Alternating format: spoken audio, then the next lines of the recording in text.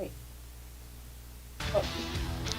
And we're back with Dr. Nadia Benning. Welcome to the show. Oh, thank you for having me. I'm so excited to be here. Yeah, we're excited to have you. So tell us, you have an office here in Dripping Springs. How'd you end up in Central Texas? Well, I grew up in San Antonio, so yeah, I'm not that far away from there. And I did my training. Well, I went to A&M for undergrad school, then went back to San Antonio for medical school. Okay. Then I did my residency in Austin. So then we lived in Austin for a little while. Then we moved out to Burnet. So we've always kind of been in the Central Texas region. Yeah. So when did you decide you wanted to get into medicine? Well, both of my parents are physicians. Oh. Yes. In San Antonio? Yes, yes.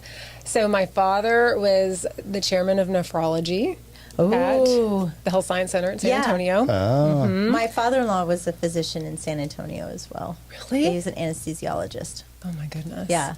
Well, I bet he knows my husband. He's a surgeon, and maybe they work together Maybe. in the OR. Back Small in the day. world, the medical business. Back in the day. So you kind of just grew up in the field. I did, and my mom was a pathologist, so I grew up playing in the basement laboratories with dry ice on the black tables with my sisters. I know a San Antonio pathologist too, Dr. Longbotham. Oh my gosh, geez. Yeah. I bet you Thanksgiving dinner is really interesting at your house. All these doctors sitting around. There was actually a really interesting Thanksgiving with some really funny jokes one time. My dad passed away in 2015 of a stroke, unfortunately. But my mom's still alive, and she's in San Antonio and doing well and everything. But yeah, holidays are always fun. Does your husband, the surgeon, gets to carve the turkey? I'm assuming, right? Yes. With a scalpel. Yeah, he fries it and he cuts it. Did you know though, when you were a kid, you were like, okay, so this is my life. This is what I'm going to do.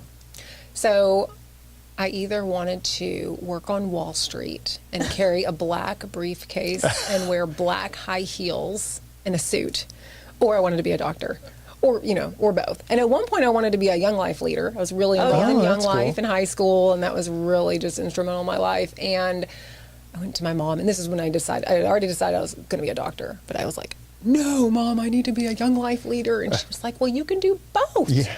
What high school did you go to in San Antonio? Yeah, it probably was. Yeah, I went to Clark. That's okay. So you probably grew up right around the same area that my husband grew up in. Oh, that's probably true. Todd would have gone to Clark. Clark was brand new, and he went to Marshall. Yep. So similar. Yep. And so are you a psychiatrist? I'm a psychiatrist. So you go to medical school, and then you pick your specialty, and you chose psychiatry. Well, they kind of pick Is it that how for that you goes? a little bit, right? So like you go to match day, right? Oh no, well you pick it. No, because you go to match day already having chosen what residency. Yeah, because you don't you get you go through all these interviews and stuff like that? And you mean from college to medical school? Yes. Okay, but no, you still rotate through everything in medical school. You learn everything in medical school. And I thought I went to medical school to be a OB-GYN. Oh. Yes, an OB-GYN. And then shortly into gross anatomy, you're like, I'm not doing this. I don't think I want to be down there all the time. And then I was like, well, what the heck am I going to do? And so then I rotated through family medicine, pediatrics, internal medicine, and then it was psychiatry, OB, and surgery. What year of medical school is that? Is that third year? Third year. Yes. Well, at least things might have changed since I was there. What drew you to psychiatry? I mean, besides the fact that you didn't want to do some of the other stuff. This is actually an intervention, Steve. There's a reason why she's here. Thanks. No, it's for you. You figured it out. I did. It's an intervention for you. Neither of you will ever know. No, so psychiatry was the last thing I thought I would do, honestly. My roommate in medical school, even when we were at the beginning of third year, I was like, is it psychiatry or psychology that we're going to rotate through? She's like, psychiatry, Nadia. I'm like, okay. So it really was the last thing I thought I would do. But then when I was on my psychiatry rotation, I did it at the VA in San Antonio. Oh, okay. And I found myself, there were like 3 specific things. Number 1, I started praying for my patients when I was on my psychiatry rotation. And I don't know why I hadn't prayed on my pediatrics or Oh, family yeah. or the first 3 rotations I did, but it was just something that kind of stood out to me of like, oh my gosh, okay, like why, am I doing that? But anyway, that stood out to me of like, okay. And then I would stay, we'd be done at 5 o'clock and could go home, and I would sit there and just listen to Visit. people until 7 o'clock at night, and the time flew, and I loved it, and I felt so comfortable just establishing a rapport with people and asking questions that really drew out information of what was problematic, right? And people feeling like they trusted me. It just felt very natural. That was like another big indicator. And then the third thing was I had finished psychiatry rotation and I was actually on surgery. And we were in the trauma pit one day, and a kid had come in after trying to take his life. Oh, jeez. And my husband Thomas was actually the pit leader that day, and so he was the one, ordering everybody what to do, calm as a cucumber, of course. And I was, just kind of sitting there on the side, not doing anything because it was such an acute case. Thankfully, the young man survived. He was 15. And I left the room, and I'm not a big crier, but I left and I was like, oh my gosh, I'm so sad. Why did he do this? Why? I wanted to know why. And it turned out his sister had died 2 weeks before of an overdose. Oh, and so it was just so sad. And I said, I want to be the person to prevent this, not take care of it after the fact. So those were like the big 3. It was an aha moment. So the psychiatry is you prescribe medication for a psychiatrist can do that. You're the only one that can. I mean, a regular doctor, just a GP can do it. But that's seems to be what most people go to a psychiatrist for now, is to get the special magic pill. Yes. But yes. but you're not doing that anymore. No. So tell us what happened. Tell us. So you're doing. I want to find out more about this TMS. But how did you go from probably being somebody that, okay, here's a prescription that you need, to this journey where you discovered TMS? Yeah. So I was always when I finished residency, I knew I wanted to start my own private practice. And yes, psychiatrists prescribe. That's like what we do. Psychiatric medications and therapy is kind of the standard that we would do, whether that's outpatient or inpatient or whatever. But I knew I wanted to have my own clinic.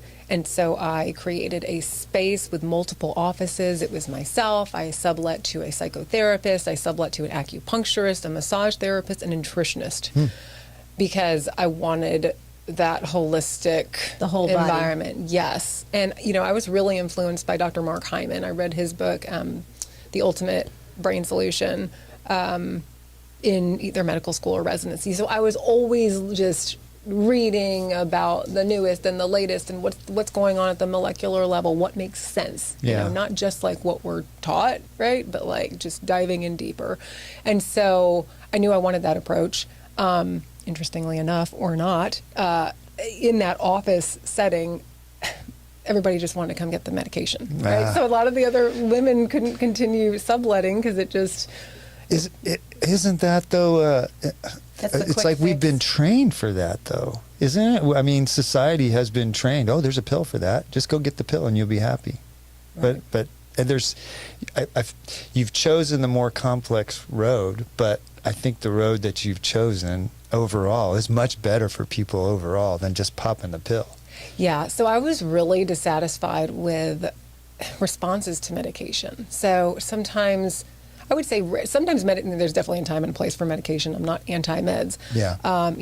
If someone is having psychotic symptoms, yes, an antipsychotic works generally really well, right? And if somebody has OCD or panic disorder, the SSRIs typically do work really well for that. Okay. Even generalized anxiety disorder. But when it comes to depression, we just weren't seeing good results. And depression's so multifactorial. It's not always just a pill anyway, right? Right. I mean, there's so many components that go into it, from biological to behavioral to even just boundary setting, right? The people that you're surrounded by and how they affect your mood and all of that sort of stuff. So, yeah, I was just dissatisfied with outcomes with medications and with side effects with medications. So when I had started that private practice, about 2 years went by, and then I got a job offer to work in a drug and alcohol rehab, and I love rehab setting. That's my second favorite population, is working in drug and alcohol rehab. Is the VA first? You said second. Well, TMS, as far as niche-wise, gotcha. TMS Okay, is my gotcha. favorite. Why do you think that? Why are you dealing with families and not just the individual as well? So you're bringing. I mean, I'm an Al-Anon kid. Mm-hmm. You know, my stepfather went through the program and lived in a rehab center for, gosh, I want to say almost 6 months or so, for a long time. But I felt like, at first when he first started his therapy, it was about him and the detoxing and everything, and then after that it was like bringing the rest of the components in, the family, my mother and me, Yes. and then being involved, and it was was that what was appealing? Or The most appealing thing to me about the rehab setting is the transformation. That's what I like to see, is a transformative experience. I'm impatient. I want people to get better quicker, Yeah. right? And so being in a rehab setting where it's usually 30 days to 45 days typically, right, at an inpatient residential center, you see someone go from, oh my gosh, coming in still on something most of the Yeah. time, Yeah. right? And then going through the detox, and then several weeks later, I mean, they're like a different person. So that is the most rewarding thing to me. And obviously, like, how then their family's brought in. It's a transformation for the entire family. And then you pray it sticks, right? But yeah, that is also what I love about TMS. It is the most transformative thing I have seen. And so I'll say too, something else where I've always been interested in is like biohacking, right? Like as Oh, yeah. I, Yeah. and then Yeah. the conference is here in Austin in May, the biohacking conference. Have y'all been? no, but I did hear about that, and I think when I was doing research for you, Yeah, which is really cool. Dave Explain Asprey. to our listeners what that is. So Dave Asprey hosts this big biohacking conference. Biohacking is just, I might not say this exactly the way the biohackers like it, but basically, like hacking they'll your tell you. life, hacking your life for ultimate and optimal well-being, Okay. right? And so it's a lot of different, I love the conferences because there's amazing speakers. And then they have this whole tech room where they've got like power plates, which is like a vibration, the vibration therapy. don't you have one of those? Yeah. Yes, and like they have the cold plunges, which that is one thing I do not do. I love Yeah. the hot. I will do the sauna, but I will not do Yeah. the cold plunge. I will do cryotherapy though. Anyway, they've got all this stuff that you can kind of go through and try out and purchase if you want, Yeah. that are just kind of like little gadgets for home use. So anyway, but all of that, which, by the way, Dave Asprey, if you're listening, we need to talk about TMS at the biohacking conference. Oh, yeah. I mean, there's like He's gotta TMS, invite you, yeah. I know. I'm like, because they'll have speakers on ketamine and some of the other Yes. things out there, and I'm like, whoa, we got to talk about TMS. in this. Yeah. So anyway, I'm always listening to like different podcasts and learning about new information because I want to feel the best that I can feel, and then along that journey, it's like I learn what's going to be Right. optimal. I think I could be wrong, but I think there's been a shift in the last 4 or 5 years where people went from this, like, I got to go to the doc and I got to get the pill and that's the easy street, to there's all these other things that I can do to make my life better, to feel better, to, produce better, to just be, more present. And that's the biohacking thing, I think, is where that's all coming from. People realize, man, not only can I maybe take the pill or not take the pill, but I can change my diet and I can change my exercise routine and sleep patterns and all these things you can do to just be better at life. I think love also, that. in addition to the whole Maha movement that's going on right now, I think it's like bigger than exactly Yeah. what you said. Is people are becoming more aware. Yeah. Of, Yeah. what's going to help them live longer and feel better. Well, I think, living long is great, but feeling good for the years that you have on the earth is probably the ultimate thing, right? True. Sometimes you don't have any say in how long you're going to live, but you can definitely have some say in how you feel every day True. by sleeping better and eating. Right. Unless you're reading the Blue Zones, then you can live forever. God. Yeah, that's right. That's that, right. That show on Netflix was really fascinating. Did you watch that, I Steve? did not, You've but I've gotta heard good watch- things you've about gotta it. I watch know, it. And if yeah. you just take like little pieces of information from each area, because you're not going to be able to live exactly the way somebody's living in that blue zone unless you're living and you're fully immersing into that lifestyle. But if you're taking little nuggets from what I've been doing a lot of research. Did you read Dr. Casey Means' book, Good Energy? I have not, but Okay. I've heard her on different speakers. So we talked about it a couple weeks ago, and it's like the more research I do, the more confused I get. I swear. It's like, oh, carbs are good, carbs are bad. Oh, oatmeal's good for you, oatmeal's bad for you. Seed oils. I know seed oils, I think everybody. But, you know, it's like the more you know, the more it seems less like. you know. It is. Feels like that sometimes. So. Yeah, I agree. It can become that way. Yeah. So TMS, transcranial magnetic stimulation. Yep, So break how that down. Yeah. Yeah. Tell us what that is and how you came to be using it in your practice. Yes. So it is kind of what it says it is. So it's using magnetic energy pulsed through the skull, through the cranium, and it stimulates the brain. So transcranial magnetic stimulation. So we use different frequencies of magnetic energy in the form of hertz. So, you know, like a 10 hertz is like a high frequency in the realm of TMS, and a 1 hertz is a low frequency. So it's like high frequency can activate underactive depression pathways in the brain. That is the primary mechanism of action that's talked about when it comes to depression. And then when it comes to anxiety, you can use a low frequency to inhibit overactive anxiety pathways. So it's utilizing different frequencies to manipulate different pathways in the brain. But it also does so much more. It increases BDNF, which is brain-derived neurotrophic factor, and that stimulates new neuron formation in the brain. And it helps strengthen just the connections in the brain, the neuroplasticity of the brain. It increases brain blood flow, specifically to the prefrontal cortex. So a lot of times we'll see like improvements in, you know, focus and energy and even impulsiveness, because it's like we're stimulating that prefrontal cortex. And then I was reading too about, and I'd read about it before. You're right. And I had read about it before, but I was listening again to something on metacognition, which, have you heard of metacognition? I have not. Okay, it's like the ability to think your own thoughts, right? And so being able, and it's a great skill to have. A lot of people get lost in their thoughts. Like they're so attached to the emotion of the thought that they can't separate from it. Guilty. Yeah. Guilty. Yeah, and it's the prefrontal Ditto cortex. for you. Yeah. But when we activate the prefrontal cortex, people are able to stop, pause, think before they react, and it's like increasing that metacognitive ability, which is really cool. Yeah, that's very cool. You remember, like when you say I have no filter, maybe that helps. Yeah, Can we take can a you look do up? her at like 500 hertz, please?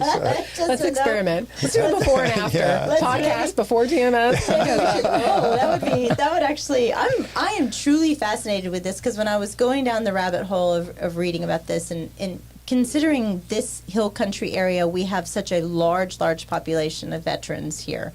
We're really good friends with Joe and Stacy Hogue over at 12 Fox, the best people on the planet. I truly believe that. And he has these fireside chats, and it gives an open With veterans and open and first responders, open and safe space for these people to kind of communicate. And within that group, I know they've had several, or I would say not several, a couple of members that have taken their own life due to PTSD and issues that they've had. And tell us about the advances in this PTSD directly in regards to our veterans and our first responders, and how is that helping them? So I'm actually meeting with Joe on Friday at 11 o'clock funny. to talk Small about world. sponsoring one of Yeah. the upcoming events and everything, because I do need to get TMS over there in their ears, Yes. because it is helping so much with PTSD symptoms. And it's interesting. We could do like the depression protocol, and it helps with PTSD symptoms, or we could do the anxiety protocol, and it typically helps with PTSD symptoms. So it's interesting. But people will notice less re-experiencing, less flashbacks, less hypervigilance and feeling on edge all the time, and then just negative cognitions that come with PTSD, and it's part of the diagnosis. It's like depressive symptoms, right? Yeah. It's like it helps them feel better, feel brighter, not spiral and ruminate on negative thoughts. So yeah, it's a huge tool for PTSD. And there are some specific PTSD protocols. They're off-label. Insurance isn't covering it yet for PTSD. But when we see somebody who has depression and PTSD, we do the depression protocol, and it's like it's working for both. So, and if it's not, we'll add on the extra. We'll just tackle on the extra protocol anyway. So, depression and PTSD, what other things can it treat? The TMS, what other things can that treat? It's now FDA approved for OCD. Okay. So obsessive compulsive disorder. And there's a couple different protocols that you can use. We were throughout talking the about, study. before we went on air, we were talking about dyslexia or what is it called? Neuro issues. I can't Yeah. think of it. Just totally went out. Neurodivergent? I'll find What's it. in the my- success rate of treating somebody with TMS that has OCD? What's the success rate? The success rate with OCD, it's actually not as high as depression. Okay. What is it with depression then? Well, at our clinic, we have over 90% of people really respond with, I mean, like significant symptom improvement, like life-changing treatment. It's unbelievable. I'm very, I'm on top of like every patient. If someone's not responding, I'm adding more pulses or I'm changing the intensity or I'm doing something. So I think because I'm like really customizing it and pretty quickly, like a couple weeks in, if I need to do something a little different to get a little more of a response, I'm doing it. But, like, for example, the studies will show, if somebody's tried 3 antidepressants, the likelihood of a fourth one working is less than 5%, whereas the likelihood of TMS working is around 60 to 70%. Oh, wow. Yeah, that's a lot better.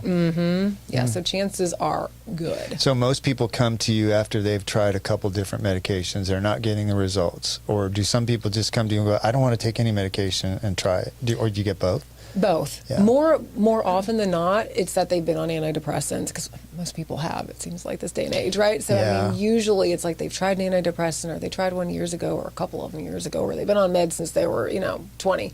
And so insurance covers it, though, if they have been on antidepressants in the past. Gotcha. So if they've never tried a medication, This isn't the first line of defense that you're going. I hate It that. should be. I hate that because the insurance companies then determine what the treatment that the doctor wants to give. The insurance, because I had a condition and my dermatologist, she said, well, you got to do this, this, this, and this before we can get to the one that actually helps you. And so I had to do these things that didn't work to be able to get to the thing that worked. That we got to fix that in this country. That's wrong. The word that I was thinking about was neurodevelopmental disorders. But what is the difference between, why do some people get depression and some people just get sad and then they get over it? I mean, what is what's the difference? Yeah, I mean, I'm seriously, question. What is the makeup in the brain that makes some people hold on to things a lot longer than it? And I don't even know if that's what depression is, but it seems like it's an epidemic in this country, depression is right now. Why are so many people depressed? Well, again, I think there are so many different multifactorial reasons, right? I mean, someone could be going through a divorce or, the death of a spouse or whatever, and then it's like this cluster of symptoms reads as depression, right? Right. But there are also people who truly, it's a brain thing, whether it is, I do think that neurotransmitters do play a role. There was kind of a study that came out, I don't know if you remember, like years ago, that it was like, oh, it's not about neurotransmitters. But you know what? Like I said, when I talked about OCD and panic disorder, really when we give an SSRI, a serotonin reuptake inhibitor, like it works really well. So there's got to be a role, obviously, right, of like serotonin. We know dopamine plays a big role. That is one more thing TMS does, is it releases dopamine. That's a big one, by the way. So, I mean, the role of neurotransmitters, and we know there's also that gut-brain connection. So if the gut's off, then the brain can be off. But we also know, the way that the TMS is working to activate underactive pathways, if they basically they did this off of stroke studies. So someone could have a stroke in different regions of the brain and would end up with depression, and it's because of the deeper connection. There's a lot of cortical, obviously, the outer part of our brain is the cortex, right? And they connect to deeper structures in the brain.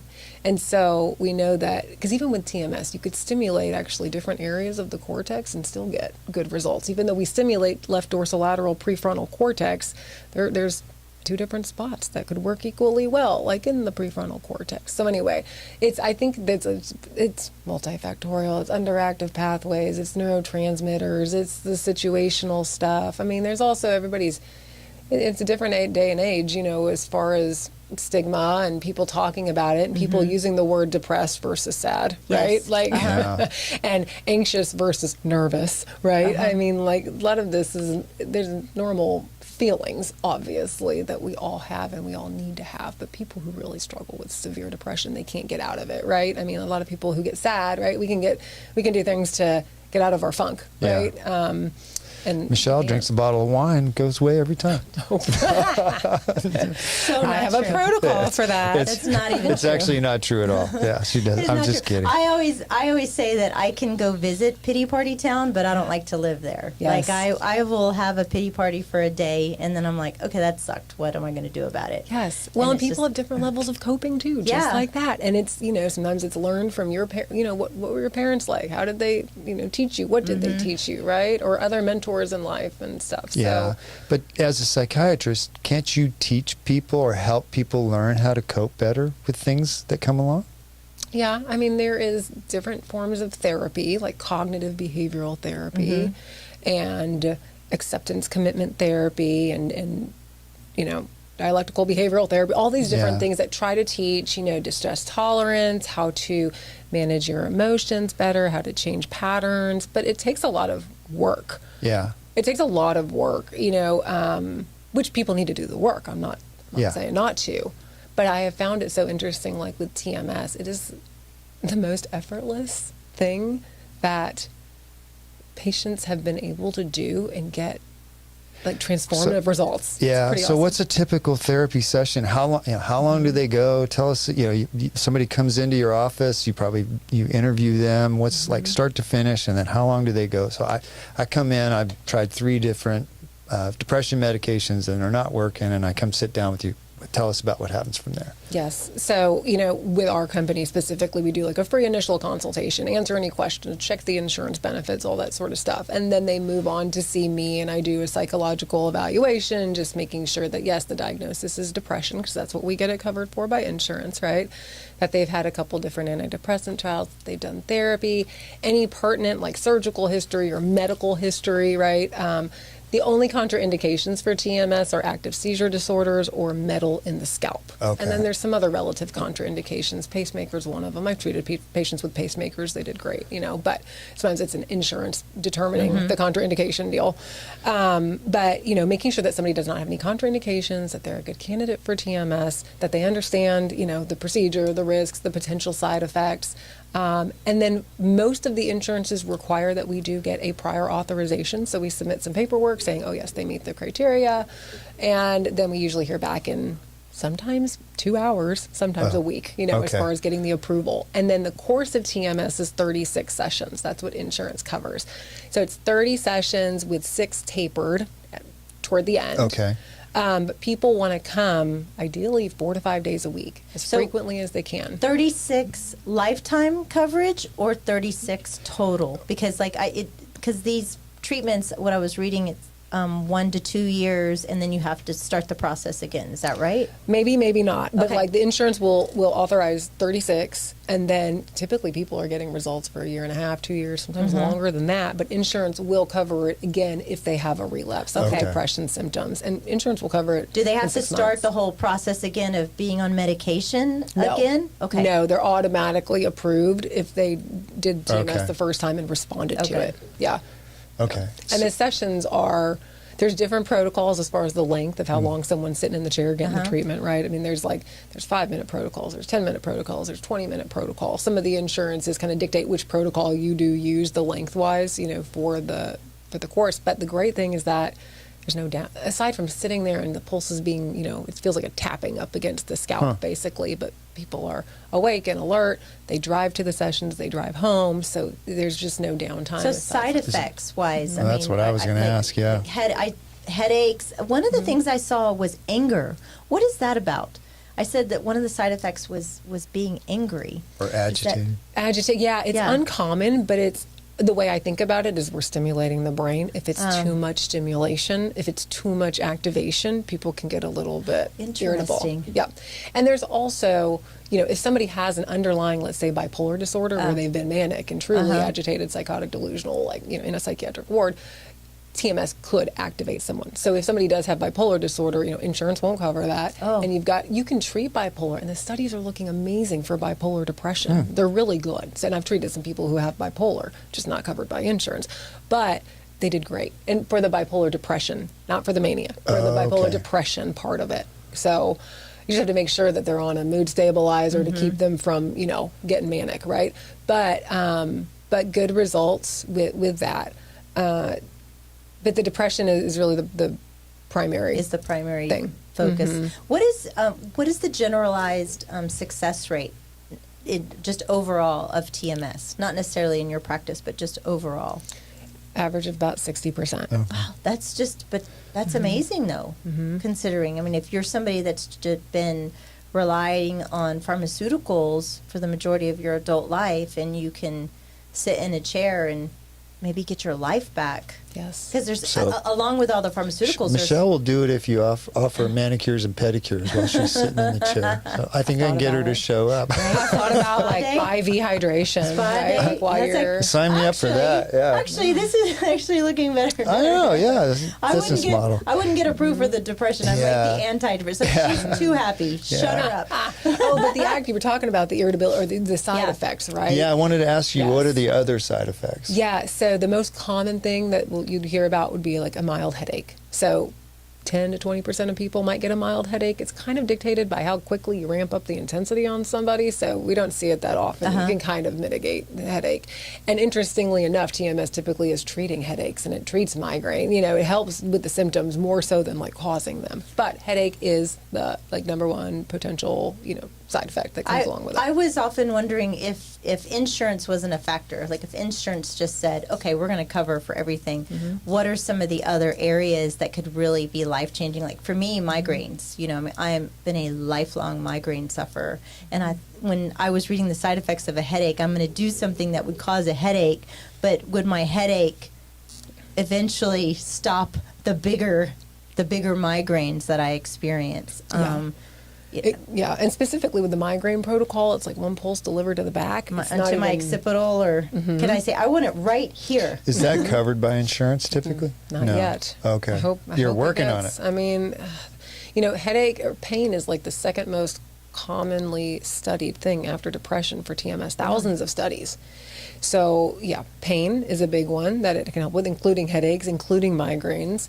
Tinnitus is something that we get a lot of calls on. I've treated a few people off-label for tinnitus. Unfortunately, we didn't get that long of results. Like she did 10 sessions, and then she only had symptom improvement for like 2 weeks. And so it's kind of like cost versus benefit. I'm like,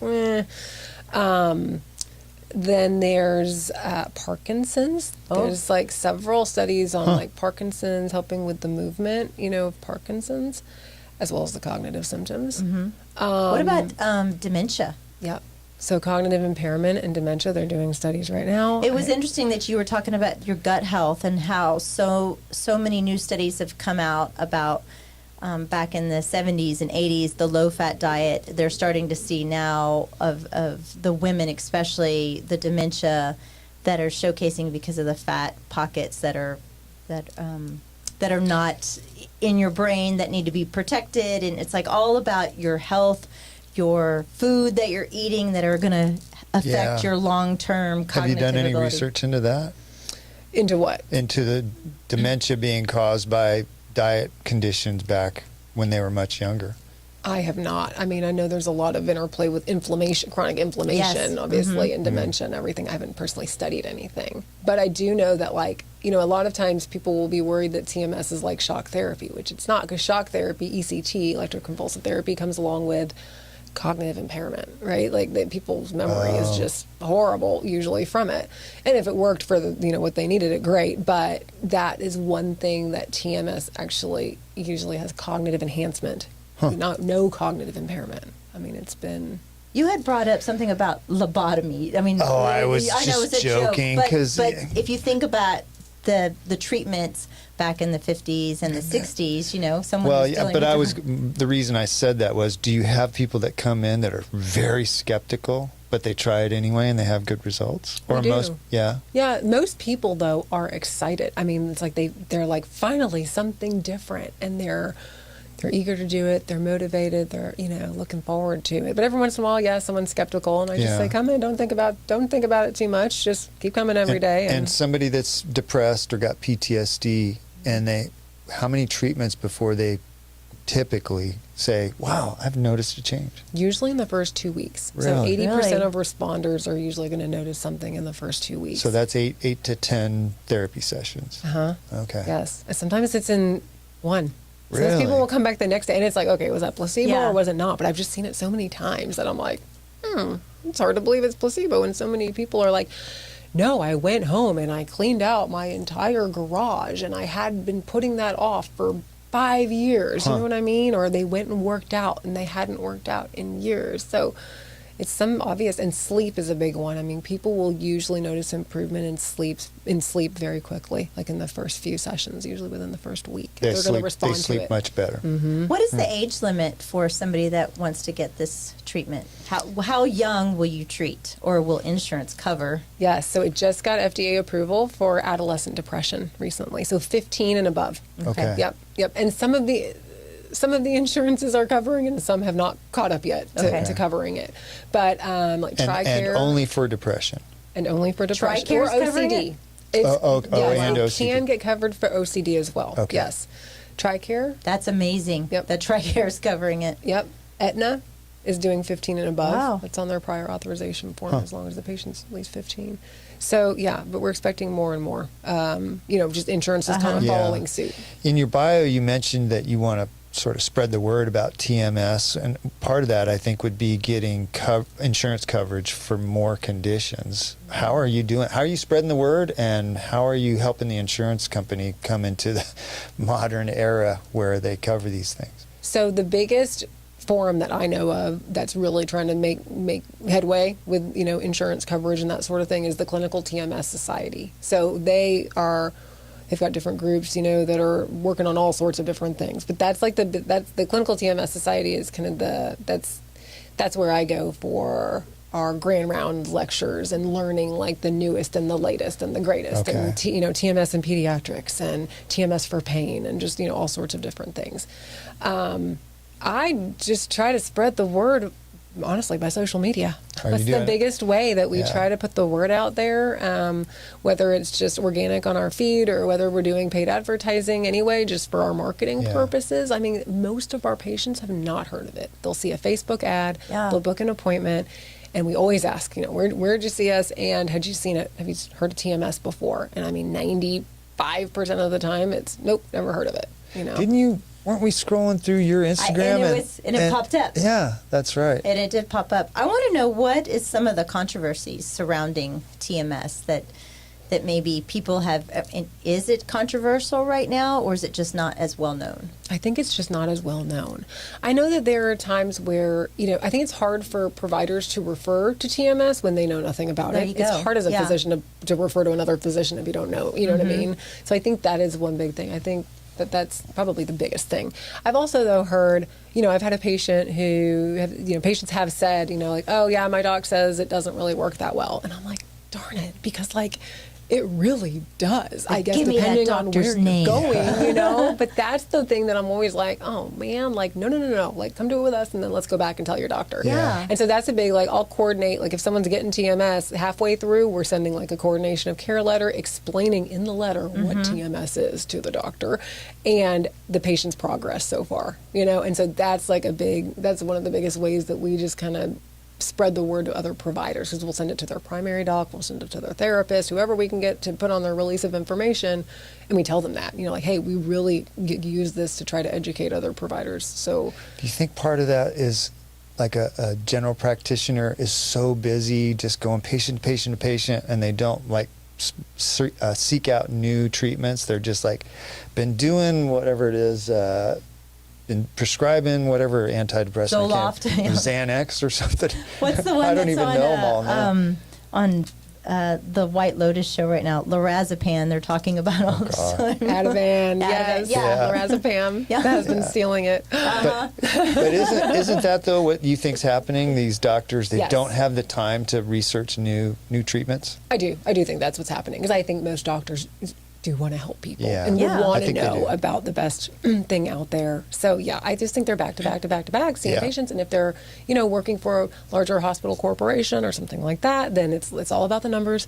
It's all about the revenue, right? So it's like they don't have that time, or they don't make that time. That's kind of what I love right now about watching my son go through med school. It's like he has this such idealistic view of what his medicine practice is going to look like, and I hope he remains that optimistic, and that he was a rescue swimmer in the Coast Guard for 8 years, and he got into medicine because he wanted to continue helping people what he was doing in the Coast Guard. And so him deep diving into something is him like, okay, I picture this particular patient that has this issue, and I'm now deep diving into the kidneys or the adrenal glands or whatever it is he's researching.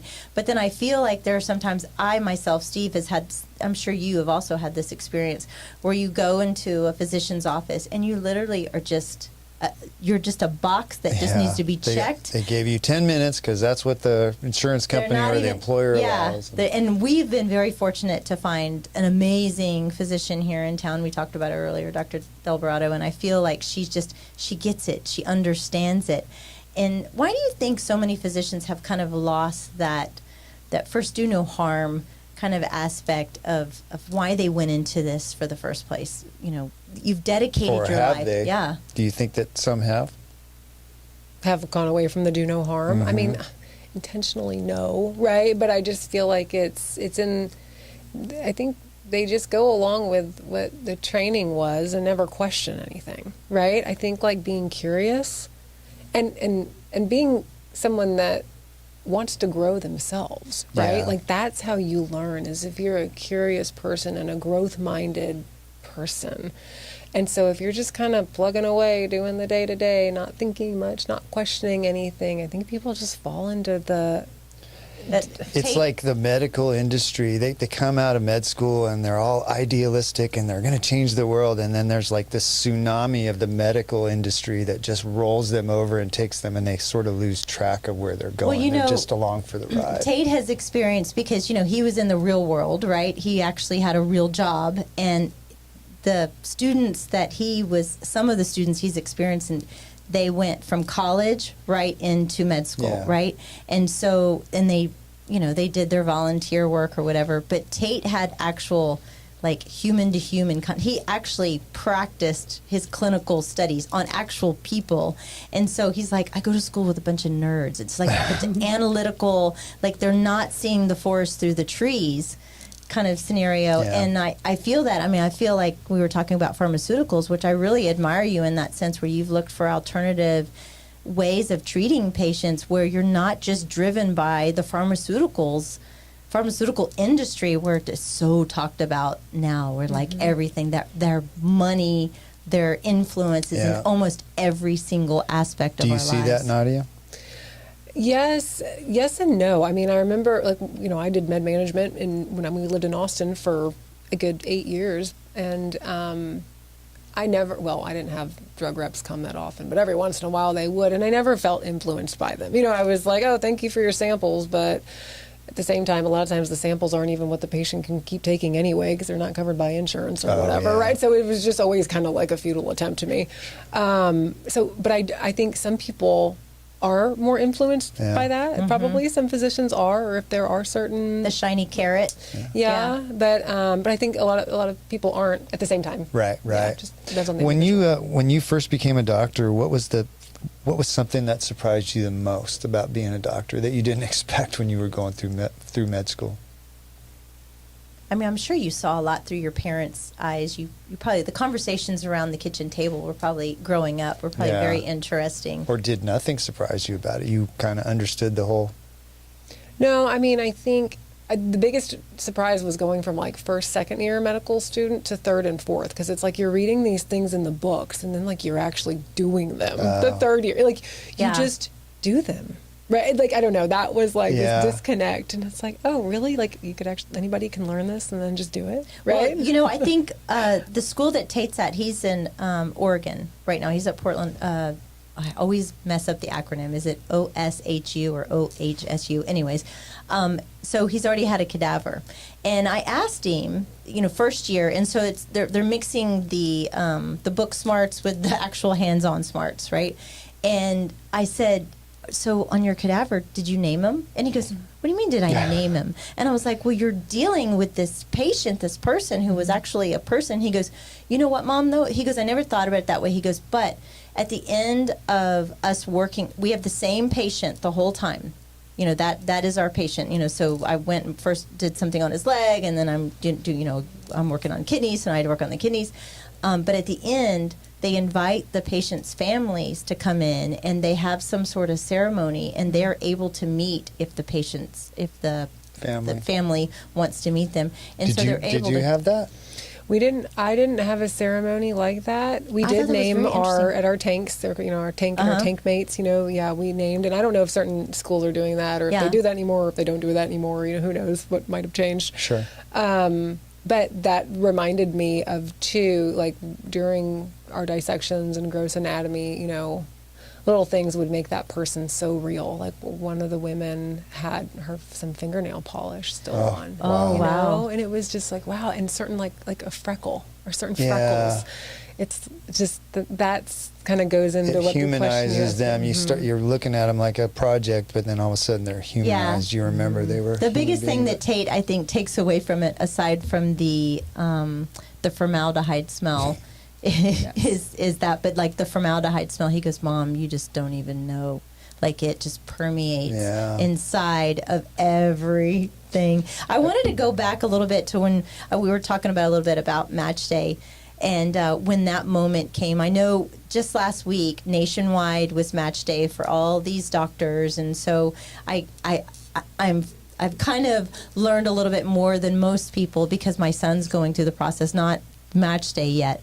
But, he's trying to figure out what specialty he wants to go in, what he thinks he wants to do. But it seems like such an antiquated process where you're waiting to see at the end of your 4 years and spending all of this money if you have an actual job. And there's some doctors out there that don't even match. Yeah. And so they'll spend that kind of gap year. They never match a specialty? Well, they won't match on the first time. And so walk me through that process when you were waiting for your letter, or how did that work for you? And you're talking about going from college to medical school. I'm talking about medical school. I'm talking med school to residency. Med school to residency. Yeah. Well, if you're going into orthopedic surgery or anesthesiology, generally you kind of know which ones are competitive and which ones are not, right?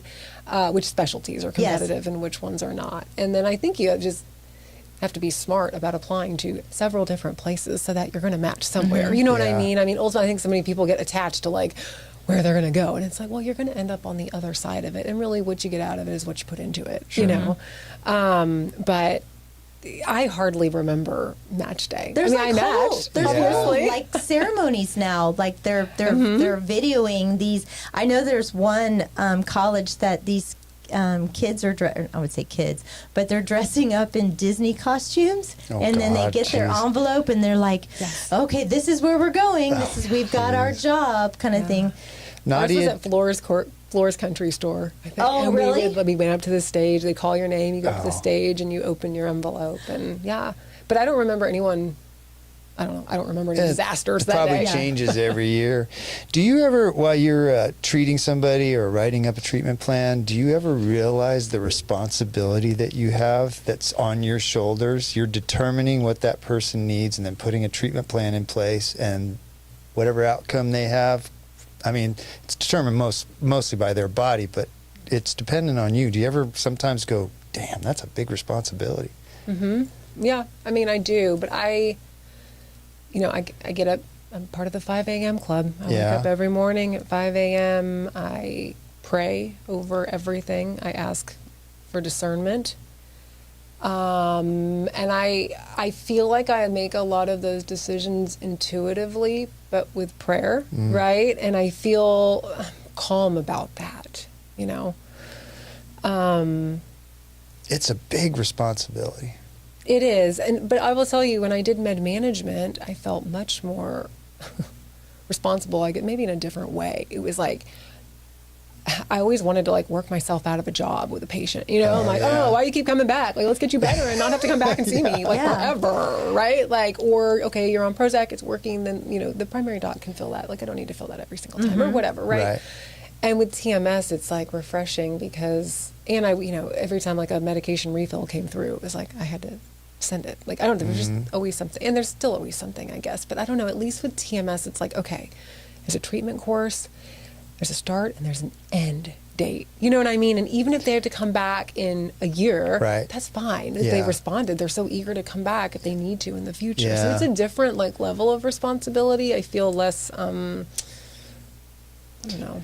I mean, I don't feel less responsible, but in a way, in a different way. I know what you mean. Probably somebody's like, okay, we're going to take your spleen out. It's like, oh, okay, well, I don't even know if you can do that. But that's you're like, okay, that's a pretty big life-changing decision we're making there. But can people do antidepressants and the TMS? Yes. Okay, so Many they can be, people okay, they're on something that's like partially working for either the depression or it's for, you know, the OCD, but they're still struggling with depression. So a lot of people are still on an antidepressant and do TMS. Okay. What do you do in your spare time? How do you live? How do you fill up the probably few hours that you have? She likes to. She went to Italy. Yes. Oh, is that? I know. Amazing. When was that? Last April, went to Italy with a friend. Yeah, we had such a good time. I can't wait to go back.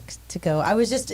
We were talking about the movie Gladiator, and Steve goes, "Oh, I heard that was awful." I said, "No." I said because I got to do the Colosseum tour at night, and I said, and once you watch that movie and you know that you walked those, Italy is so amazing, isn't it? Oh my gosh, it's on my list. I'm going to buy a house there one day. Y'all mark my words. You can hold me accountable. Okay. I want to have a house. I'm going to come visit. Tuscany, And they're pretty affordable out there, actually. Are they really? Yes. Oh, yeah, You some need to of them. look at some ItalianPropertiesForSale.com. ItalianPropertiesForSale. You can buy it for like $30,000, but you have to put so much into it. You have to fix it up.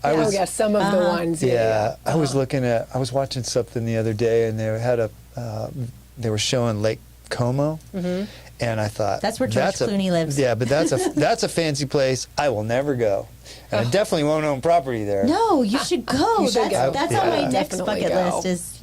I would love to go. It just seems like France. it's. You're France going to France? is coming up soon. Yeah, so the friend who I went to Italy with, we said every year we're doing like a big one, you know. And Have you been to Scotland yet? No, I have not. Do you want to go to Scotland? I do. Yeah. Yeah.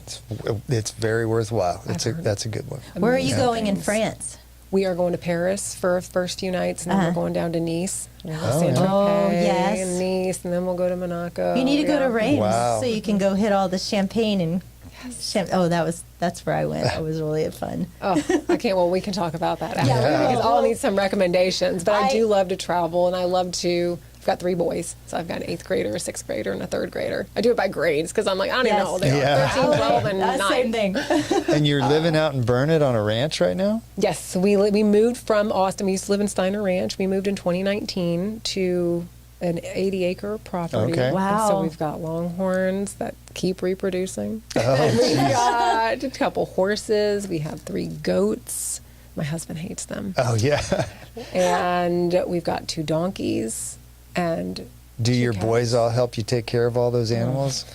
Sometimes. Yeah. We brought home the school duck. So Pike, my middle son, Knox, Pike, and Bricks are my boys. And Pike just begged us to bring home the school duck at the end of the year. You know what I mean? Like the little Yes, duckling. I remember. Okay, so I remember. That's how Steve got a chicken. Yeah, He has a that's chicken. true. I do. Okay, yeah. And so we've got this duck that I feel like I'm going to get some haters or something, but he's like living in a chicken coop, okay?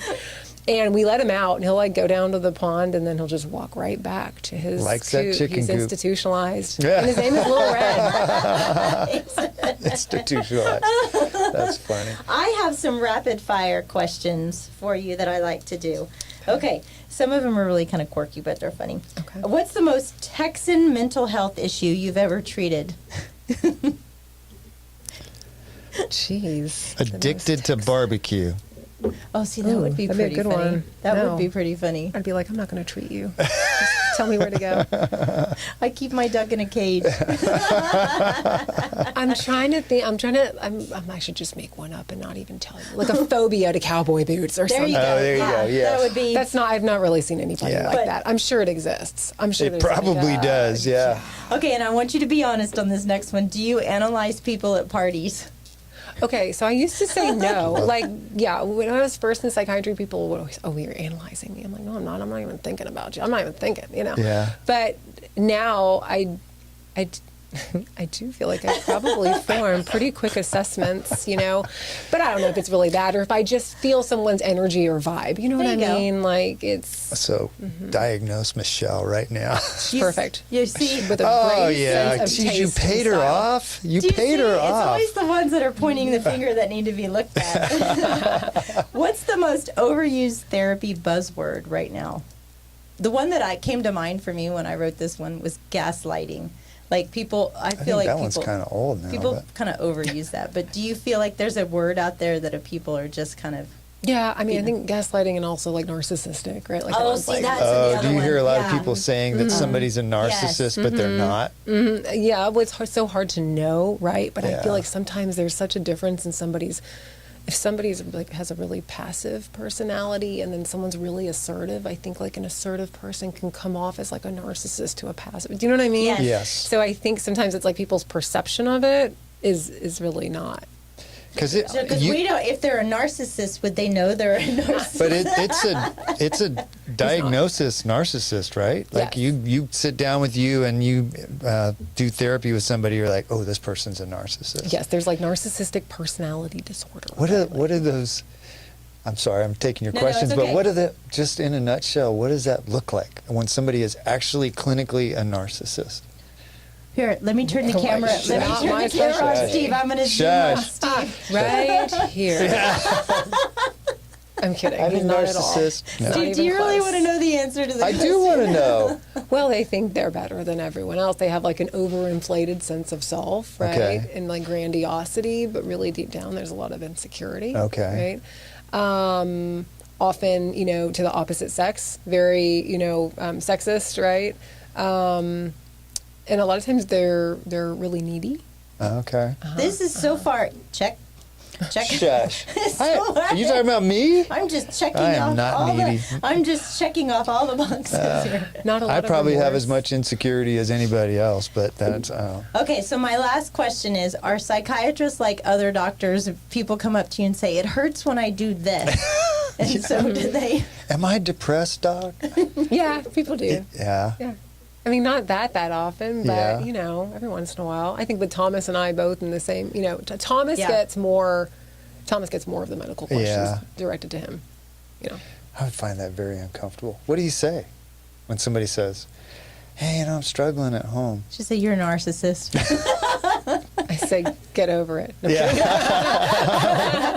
We have TMS therapy She for that. said, "Suck it up, Buttercup." Oh, yes, TMS. I'll be like, come get TMS. Yeah. That's fine. So how can people find out more about what you're doing?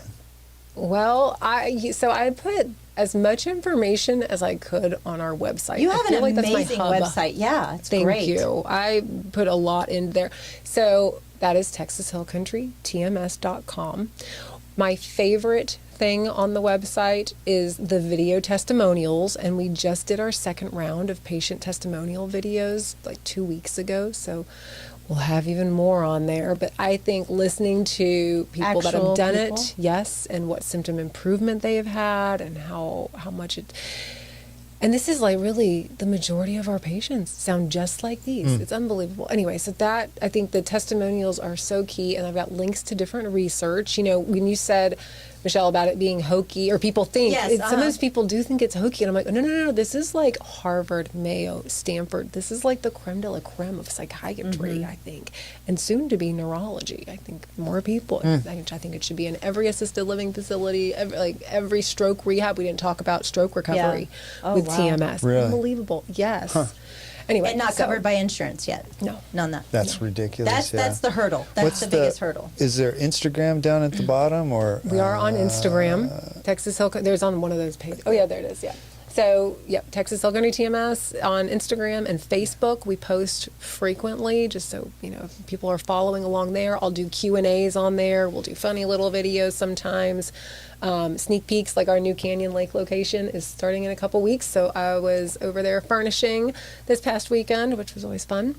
But yeah, that's Instagram, Facebook, our website are the biggest places to find us and to explore and learn about TMS. And you have offices in Dripping Springs. Where else? Yeah, Dripping Springs, Burnett, Killeen, Fredericksburg, and Canyon Lake. Oh wow, boy, That that's is- busy. That's a lot of miles. That is amazing. It's groundbreaking, and I think it's really muchly needed here in the Texas Hill Country. And I'm surprised that we just haven't heard more about it. I had heard nothing about this until Michelle got you to come on the show. I know. It's amazing treatment, and it seems like it's just kind of hidden right now. Hopefully, you can spread the word. I know. It's one of my goals right now is visibility. Just getting on Yeah. podcasts and talking about it and going to events and networking, like that's the biggest way to start doing it. Yeah. So, well, it's yeah, cool. Thank you very Well, much for coming on. I know and telling us 25 all about it. realtors that we can maybe do some brainwave therapy. Not covered by insurance, though. Well, Nadia, it's been a pleasure. We really appreciate your time today, and I wish you much success. And Michelle's going to make an appointment next week. So. We take good care of you, Michelle. That really happens. Thank you. But yeah, we do. Yeah, if y'all want a demo or whatever, I just would let love me it. know. Yeah, We it's do free interesting. demos, I would yeah. love that. I would love that. Yeah. Yeah, We do some video, some cross marketing video. Yeah. I think we should. We should go out there and We visit should it. do that. Yeah. Yeah. So when you're in the Dripping Springs office one day, let us know. We'll come on by. I will. We'll do a Instagram live. Or Absolutely. Something Thank you Perfect. so much for coming by. I truly appreciate it and just explaining everything that's going on here. And I think that we need to have a GoFundMe account for Steve. Yes, Yeah. yes, you do. Yeah. Yes. I promise I'll use it for therapy. I won't use it for a Porsche 911. I swear I No, won't. for sure. So, You have a wonderful day. yeah. Thank you, Nadia. Thank you Thank for you. coming on. Thank you for having me. Out.